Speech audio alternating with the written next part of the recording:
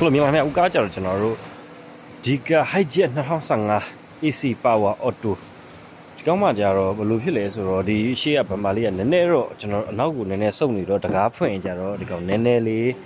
ဟိုပါနော်ကျွန်တော်တို့အရှိနဲ့ထိနေတယ်ပြီးတော့အခုကဘက်ထရီမရဘူးကားကနည်းနည်းလေးတန်ကြီးနေတော့နည်းနည်းလေးရှိမယ်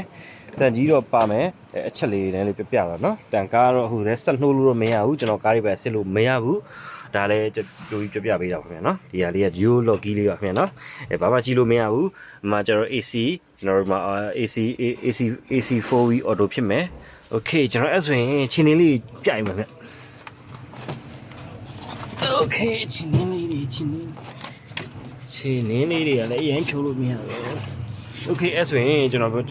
ဖင်အောင်လေးပြပြီးပါခင်ဗျဟုတ်ကဲ့ခင်ဗျာနော်ဒီကကျတော့ကျွန်တော်ဖင်အောင်လေးပြပေးတာပါတခါလေးနည်းနည်းတော့တန်ကြီးတော့ရှိတယ်နော်နည်းနည်းတန်ကြီးတော့ရှိတယ်တန်ကြီးရှိပါတယ်နော် Okay ဟုတ်ကဲ့ခင်ဗျာဒီကကျတော့နောက်ကန်လေးပါနောက်ကန်လေးကတော့လည်းတတ်မယ်ဒါတော့တတ်တာရှိမယ်ကျွန်တော်အဲ့ဆိုအောက်ဖက်လေးနဲ့ပြိုင်မယ်နော်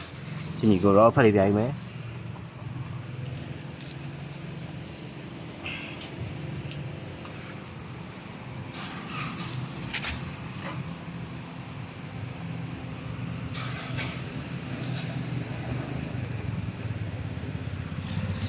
โอเคချိုးဟာလေးကြတော့နည်းနည်းတော့တန်ကြီးရှိမယ်တန်ကြီးအနောက်ဟာလေးနည်းနည်းတော့တန်ကြီးရှိမယ်နော်ဟောတန်ကြီးတော့အတိတ်မကင်းဘူးเนาะဟုတ်ကဲ့ပါခင်ဗျတရှိပြီလို့အထူးကျေးဇူးတင်ပါတယ်